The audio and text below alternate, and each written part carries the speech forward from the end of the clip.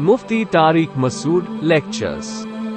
بھائی سب سے بڑی قربانی کیا ہے اللہ کے لیے؟ جان دے دینا، جو بارڈر پہ ہمارے فوجی دے رہے ہیں۔ اس لیے خدا کے لیے اپنے جو عسکری طاقتیں ہیں نا، جہاں دفاع کی بات آئے ان کو سپورٹ کیا کرو۔ غلط کمنٹ جب میں دیکھتا ہوں تو خون کھولتا ہے، تو اس لیے جو لڑنے والے لوگ ہیں نا ان کو ہلکا نہیں لیا کرو، ان کو سپورٹ کیا کرو۔ غیرت دکھاؤ، بغیرتی مت دکھاؤ۔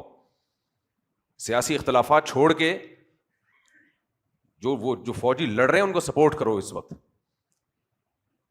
جب چھتر لگیں گے نا سب کے، وہ لگ چکے ہیں، لیبیا میں بھی لگ چکے ہیں، عراق میں بھی لگ چکے ہیں، شام میں بھی لگ چکے ہیں، اور خدا کی قسم وہ چھتر کم ہیں جو میرے اور آپ کے لگیں گے، وہ سوچ سے بھی زیادہ ہیں۔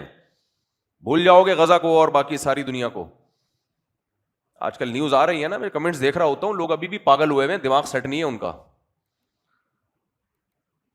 جب بھی لڑائی ہوتی ہے اپنے فوجیوں کو سپورٹ کرنا چاہیے اس میں۔ یہ ہمارے لیے لڑ رہے ہیں، یہ اسلام کے لیے لڑ رہے ہیں۔ لوگ کہتے ہیں کہاں کا اسلام؟ میرے بھائی مسلمانوں کے لیے تو لڑ رہے ہیں، تو مسلمانوں کے لیے لڑنا جہاد نہیں ہے کیا؟ نبی صلی اللہ علیہ وسلم نے فرمایا من قتل دون مالہ فہو شہید، جو اپنی جان مال بچاتے ہوئے مارا گیا وہ بھی شہید ہے۔ تو ملک بچا رہے ہیں، اور یہ ملک بھی مسلمانوں کا ملک ہے۔ ایسے ایسے صحافی ہیں، اتنی غلاظت، اتنا گند پھیلا رہے ہیں سوسائٹی میں، اور ان میں میجورٹی وہ ہے جو ملک سے بھاگے ہوئے ہیں، ان کو پاکستان سے کچھ لینا دینا نہیں ہے۔ اتنی تلبیس، اتنا حق اور باطل کو خلط ملط کر کے بیان کیا جا رہا ہے، لوگ سن رہے ہیں، بیٹھ کے کمنٹس کر رہے ہیں۔ کسی بھی ملک کی جب فوج کمزور ہوتی ہے نا تو فوج کا نقصان نہیں ہوتا اتنا، پبلک گئی، بیڑا غرق۔ اور حیرت کی بات ہے کئی اسلامی ملکوں کے حالات، ایران کا دیکھو کیا کیا ہے۔ تو یہ ایک ایک کر کے نمبر آئے گا سب کا۔ پھر سب سے زیادہ، سب سے بڑی قربانی خدا کے لیے کس کی ہوتی ہے؟ شہید کی ہوتی ہے۔ شہید کی قربانی چونکہ زیادہ ہے تو میرے بھائی سوال پیدا ہوتا ہے، اللہ تو اس سے جان لے رہا ہے، اس کو بیچارے کو کیا ملا؟ تو یہی اس کا جواب ہے کہ یہ دنیا دار العمل ہے، دار الجزا نہیں ہے۔ اگر یہ دار الجزا ہوتی تو سب سے زیادہ دنیا میں شہید کو نوازا جاتا کہ اللہ، وہ شہید ہوا، اللہ اس کو اسی وقت دوبارہ زندہ کر دیتا کہ جا بھائی عیاشی کر۔ لیکن یہاں لوگ بڑی بڑی قربانیاں دیتے ہیں، اور قربانی دینے کے بعد ان سے دنیا کی سب سے بڑی دولت جسے زندگی کہا جاتا ہے وہ زندگی چھن جاتی ہے۔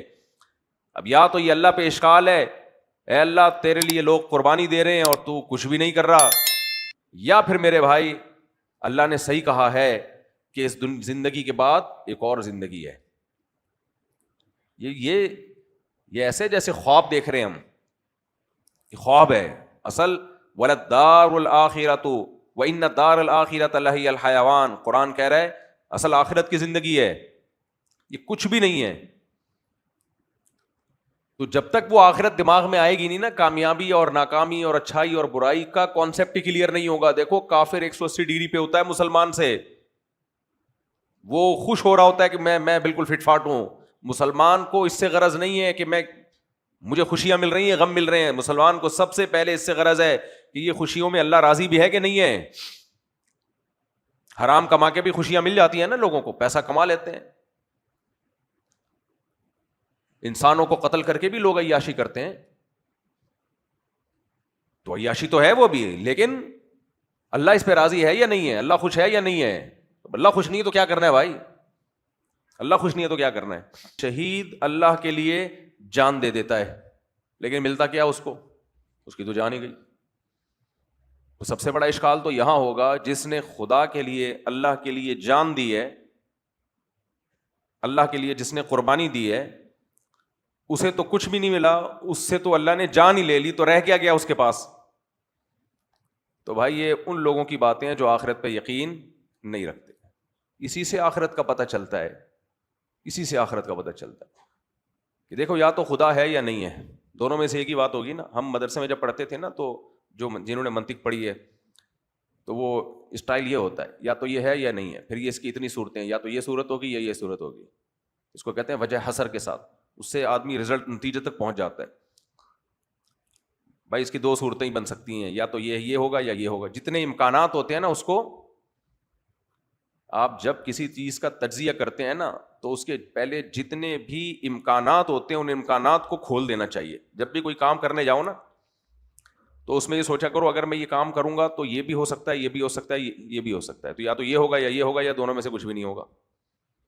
تو اگر یہ ہو گیا تو پھر اس میں یہ ممکن ہے, یا تو یہ ہوگا یا یہ ہوگا یا یہ ہوگا. مثلا جمشید نے پیسے مانگے آپ سے, تو آپ نے اس کو پہلے ایسے نہیں اٹھا کے پکڑا دیا. آپ کہو یا تو میں اس کو پیسے دوں گا یا نہیں دوں گا. اگر میں پیسے دوں گا تو پھر کیا ہو سکتا ہے, یہ ہو سکتا ہے کہ ہو سکتا ہے یہ لے کے بھاگ جائے, یہ بھی ہو سکتا ہے کہ نہ لے کے بھاگے.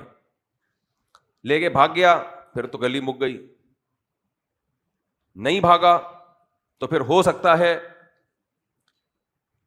کہ کاروبار میں پروفٹ ہو سکتا ہے کاروبار میں پروفٹ نہ ہو. اگر کاروبار میں پروفٹ